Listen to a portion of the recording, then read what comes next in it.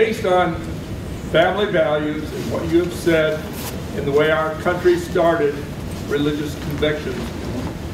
You look across Portage County, there's lots of churches. People know the people locally in that church and the order. Right. What effort is being made to focus on the churches?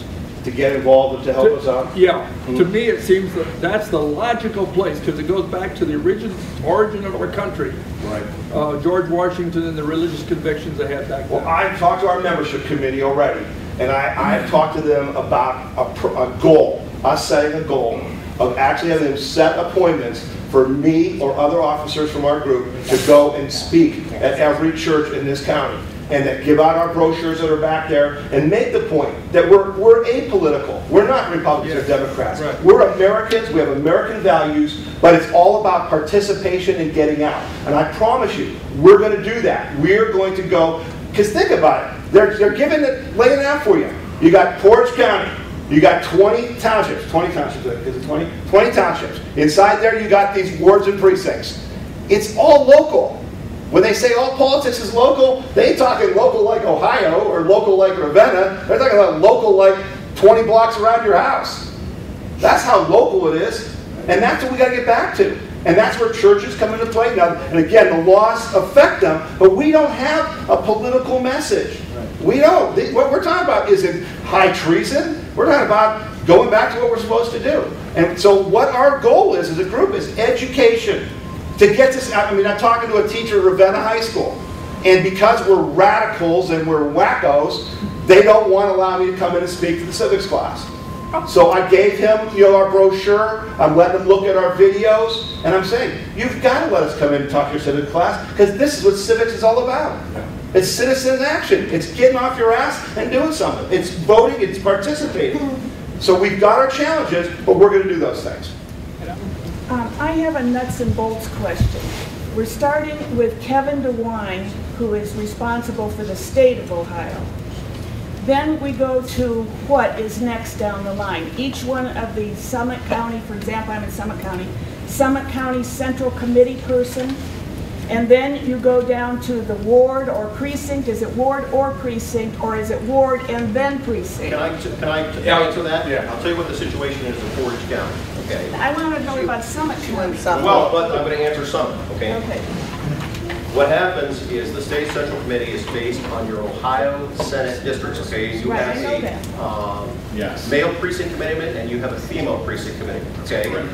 So this is the district that's shared between Summit and Portage. Okay. You have the Ohio Senate district that you're in. Okay. And then there's the Ohio Senate district that I am. That's a 28 that includes all Portage County plus Southern Summit, okay? Now here's the deal. It used to be that Alex always got his guy in to the 28th. Since it extends into Southern Summit, Alex would always win the Central Committee races. So what our newspaper man Dix did, he said, listen folks in Portage County, let's have a meeting with Alex, and so that we can get some representation out of Portage County.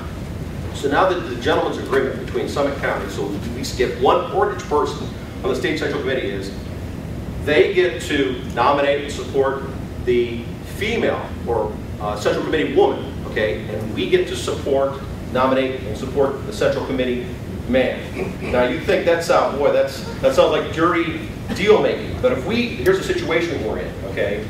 Because of the amount of population in Southern Summit, it's a metropolitan county, if we hadn't made that deal, I guarantee you that Alex will control both the Central Committee woman and the Central Committee man. So Portage County at least controls the Central Committee man, and your Central Committee man is Andy Manning, who is good friends with Tom. Tom's done a good job of doing that. He's the chairman of the Portage County He's the chairman of the Portage County Republican Party. And so you say, what's the next step between Kevin DeWine? Kevin DeWine is elected by those Central Committee men and women. The State Central Committee. He's elected by the State Central Committee, men and women, okay? And then below them is your local county Central Committee. That's the next step below that, okay? So those are the three layers. No, now wait a minute. We haven't gotten to the last layer. I'm in a precinct, not a ward.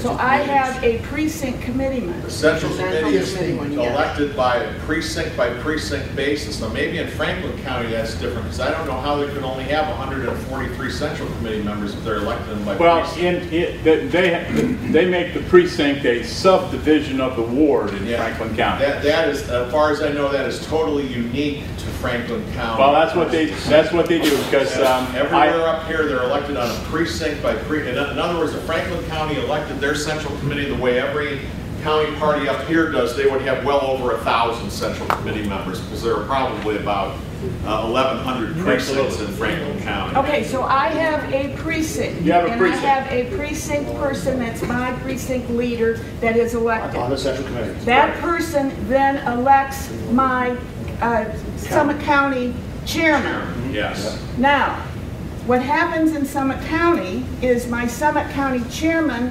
appoints the precinct committeeman that will elect him Summit County chairman. just the vacancies. No, sorry, he appoints the vacancies originally, and now all of these people vote for him.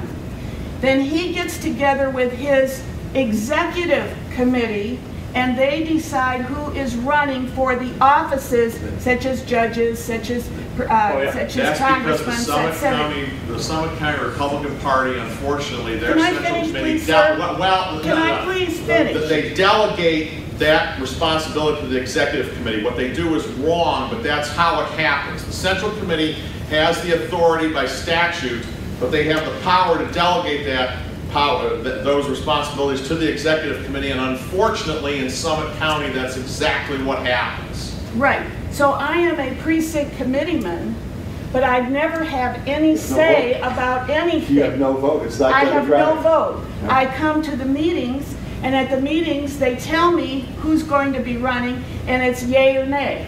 So the answer, I guess, Yeah, what is the the answer to this, answer? I think, is that as an insider who knows people, you need to make groups like us aware of who is playing that game. We have to find candidates to run against them and get them on the ballots, and then we have to get the votes to replace them. Stop that. Yeah. I think the other thing you got to do is you can't give up. You can't give up the fight. You know, they keep telling us, oh, this health care bill is going to pass. This health care bill is going to pass. Guys, if they had 60 votes, it would have passed yesterday. If they had 60 votes, it would have passed. They don't have the votes. Don't give up. Keep calling. Keep writing. They keep thinking we're going away. We're not going anywhere. They're going away in about a year, but we're not going anywhere. Okay? So,